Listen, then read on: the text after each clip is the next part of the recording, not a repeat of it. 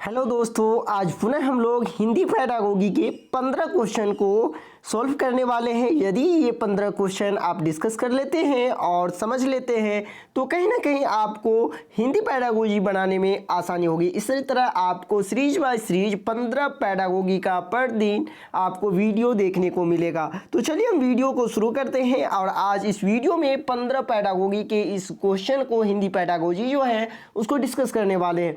तो चलिए स्टार्ट करते हैं और यदि आप चैनल पे नए हैं तो चैनल को सब्सक्राइब कर लीजिए।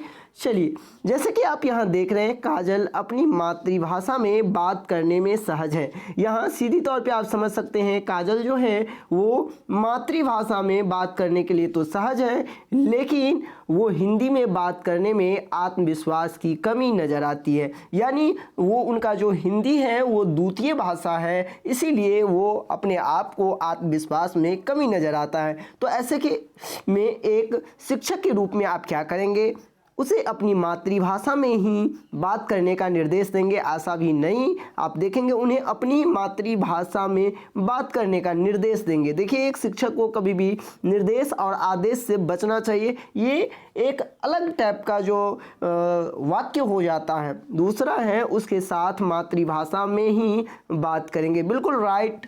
जो बच्चे ऐसे हैं जिनको मातृभाषा के अलावा किसी और भाषा में बात करने में असहजता महसूस करते हैं, तो शिक्षक की चाहिए, शिक्षक को उसी भाषा में बात करना चाहिए। तो इसलिए इसका राइट आंसर जो है वो 2 हो जाएंगे। अगला जो प्रश्न है वो ये है, भाषा और सोच। देखिए, भाषा और सोच एक दूसरे से पूर्णतः असंबद्ध हैं, तो ऐसा तो बिल्कुल नहीं, क्योंकि हमारा जो सोच होता है वो किसी न किसी रूप में भाषा के द्वारा ही व्यक्त किया जाता है। तो इसीलिए एक दूसरे को परिपोषित नहीं करता है, तो ये भी नहीं ही होगा। अगला जो ऑप्शन है वो ये है, एक दूसरे को अंशतः असंबद्ध है, तो ये भी नहीं होगा, बल्कि ये है कि एक दूसरे को परिपोषित करते हैं। बिल्कुल राइट आंसर क्या हो जाएगा, 4 हो जाएगा, क्योंकि कोई भी सोच आपके अंदर में जो सोच है वो किसी न किसी भाषा रूप में ही प्रदर्शित होते हैं, परिपोषित होते हैं। अगला जो क्वेश्चन है वो ये है कि सुकेश को सुनने में थोड़ी दिक्कत होती है। सबसे पहले आप यहाँ जानेंगे सुकेश जो है वो श्रवण अक्षम बालक है, यानी वो सही ढंग से सुन नहीं पा रहे हैं।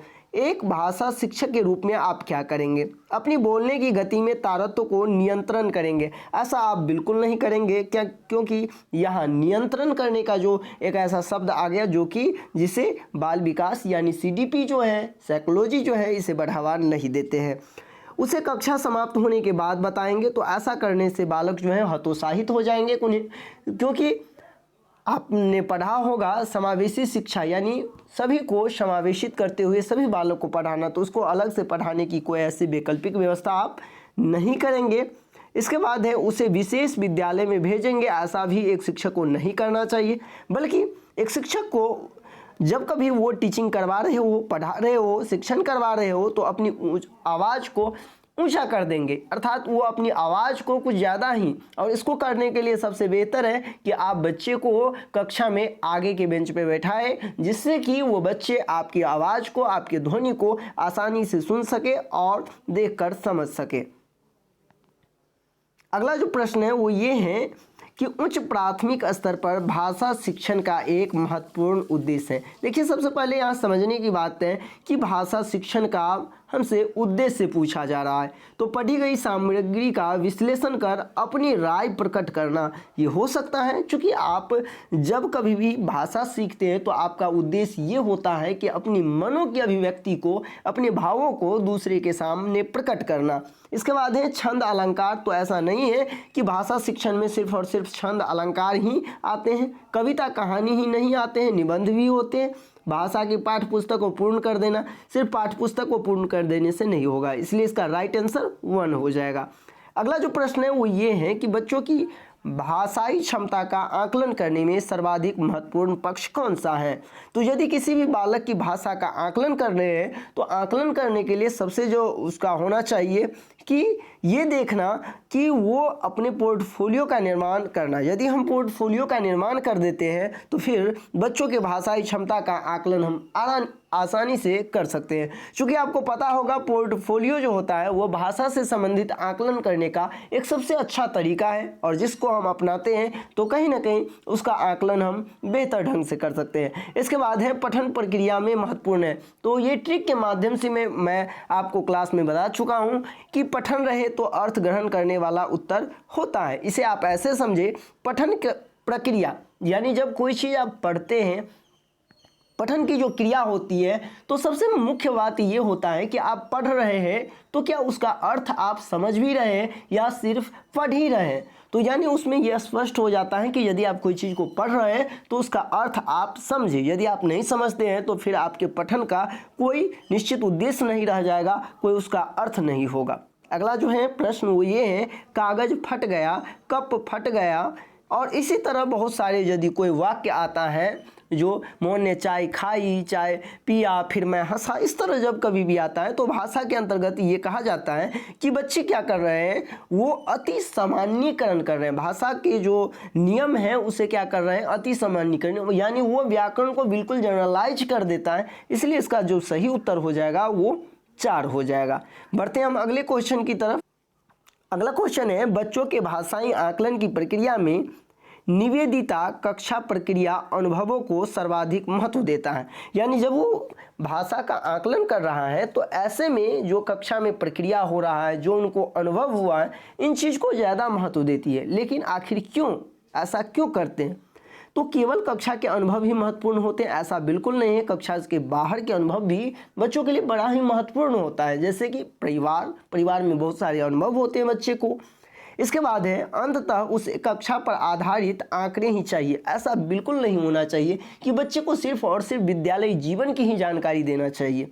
अगला जो है ऑप्शन वो ये है कि आकलन कक्षा तक ही सीमित होता है। ऐसा बिल्कुल नहीं होता है। बच्चे का जो आकलन होता है वो विद्यालय में और विद्यालय के बाहर दोनों जगह होता है। इसीलिए इसका सही राइट आंसर हो जाएगा, आकलन निरंतर होना चाहिए। जब बच्चा कोई चीज़ सीख रहा हो, यदि सीखना उसका निरंतर प्रक्रिया है तो फिर बच्चों में आकलन में भी निरंतरता होनी चाहिए। इसीलिए आपने पढ़ा होगा सीबीएसई का सतत एवं व्यापक मूल्यांकन, अर्थात निरंतर जो है बालक का मूल्यांकन करते रहना चाहिए। अगला प्रश्न है कि सभी भाषिक विकास, आप यहाँ देख रहे हैं, सभी भाषिक विकास ... माध्यम से होता है। यानी बच्चे का जो भी भाषिक विकास होता है वो किस माध्यम से होता है। तो इसके लिए सबसे अच्छा माध्यम है वो ये है कि उसका सामाजिक और सांस्कृतिक माध्यम। यदि सामाजिक और सांस्कृतिक ये दोनों माध्यम से आप बच्चे को भाषा सिखाना चाहते हैं तो ये सबसे बेहतर होता है। अगला जो प्रश्न है वो ये है कि जिन बच्चों में तुतलाना, यानी आपके कक्षा में कोई ऐसे बालक हैं जो तुतला रहे हैं, और तुतलाना उसके लिए एक भाषा विकार है। जैसे कि आपने पढ़ा होगा, अर्थ को तोड़ तोड़ के बोलना, तुतलाना, तीव्र अस्पष्ट वाणी, ये सब क्या है, तो भाषा विकार है। विकार यानी दोष। तो ये होता है क्या, वे वाक्य को तोड़ तोड़ कर बोलते हैं, हो सकता है। अगला जो प्रश्न ऑप्शन है वो ये है, वो एक शब्द के स्थान पर दूसरे शब्द का प्रयोग करते हैं। ऐसा तो कदापि नहीं होता है। ऐसा थोड़ी है जो राम के बदले वो श्याम बोलेंगे, राम को ही वो तुतला करके बोलते हैं, तो ये बिल्कुल नहीं होगा। वे एक वाक्य के स्थान पर दूसरे वाक्य का प्रयोग करता है, ऐसा भी नहीं होता है। वे वाक्य के पहले शब्द की पुनरावृत्ति करते हैं, ऐसा भी नहीं होता है। कोई ज़रूरी नहीं है जो पहले शब्द का ही पुनरावृत्ति करेंगे वो दूसरे शब्द में भी तुतला सकते हैं, तीसरे शब्द में भी तुतला सकते हैं। इसलिए इसका राइट आंसर 1 हो जाएगा। चलिए बढ़ते हैं अगले प्रश्न की ओर। और अगला जो प्रश्न है वो ये है कि 8वीं कक्षा में पढ़ने वाला आदित्य कागज पर लिखते समय, यहाँ जो है आप लोग ध्यान देंगे, ये लिखते समय जो है ये इस चीज़ को, यहाँ जो बालक में दोष हैं वो किससे रिलेटेड है, तो लिखने से रिलेटेड। और मैंने पहले ही आपको बता चुका हूँ, जब लेखन अक्षमता हो तो इस तरह के प्रश्नों का लेखन अक्षमता जो है वो डिस्ग्राफिया से जुड़े होते हैं। आपको पता होगा, यदि नहीं पता है तो आप जान लीजिए, लेखन क्षमता जो है वो डिस्ग्राफिया से रिलेटेड है, वही पठन क्षमता जो है वो डिसलेक्सिया से संबंधित है। चलिए बढ़ते हैं अगले प्रश्न की ओर। और अगला प्रश्न है आपका, भाषा अनुकरण के माध्यम से सीखी जाती है। यानी बच्चे जो भाषा सीखते हैं वो अनुकरण के माध्यम से सीखते हैं। तो आपको जानकारी के लिए बता दें कि स्किनर का कहना था जो भाषा जो है वो अनुकरण के माध्यम से सीखते हैं। वही आपका जो चॉम्स्की है उनका कहना था भाषा जन्मजात सीखता है। यानी उनका कहना था भाषा एक जन्मजात प्रक्रिया है जो कि गॉड गिफ्टेड है, वो ऑटोमेटिक सीख जाते हैं। वही वैगोत्स्की का कहना था जो भाषा समाज के परिवेश का परिणाम है। यानी जैसा समाज होगा, जैसा परिवेश होगा, उसी के अनुकूल उसका भाषा होगा। लेकिन वही संज्ञानात्मक विकास के जो जन्मदाता हैं जीन पियाजे, उनका कहना था बालक के भाषा विकास में संज्ञानात्मक अर्थात बौद्धिक क्षमता का भी बहुत अहम भूमिका होते हैं। अगला जो प्रश्न है वो भाषा और लिपि से रिलेटेड है। आपने बहुत बार ऐसा प्रश्न बनाया होगा भाषा और लिपि के बीच में। तो भाषा और लिपि के बीच में कोई निश्चित संबंध नहीं होता, ये तो बिल्कुल गलत है, क्योंकि भाषा का जो निर्माण होता है वो लिपि के आधार पर ही होता है।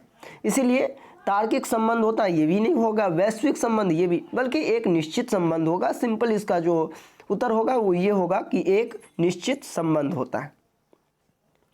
अगला जो प्रश्न है वो ये है कि बोली गई भाषा की प्रकृति, यहाँ ध्यान देना है, प्रकृति के बारे में पूछा गया। और दूसरा है कि अस्थायी होती है और लिखित भाषा की तुलना में काफ़ी तेज़ी से बदलती जाती है। बिल्कुल सही बात है कि बोली गई भाषा, जैसे कि आप कोई चीज़ ऐसा बोलते हैं और यदि उसी बात को दोबारा आपको बोलना है तो कुछ ऐसे भी चीज़ होते हैं जो आपसे छूट जाता है। लेकिन वही जो आपकी लिखित भाषा होती है वो कभी चेंज नहीं होता है।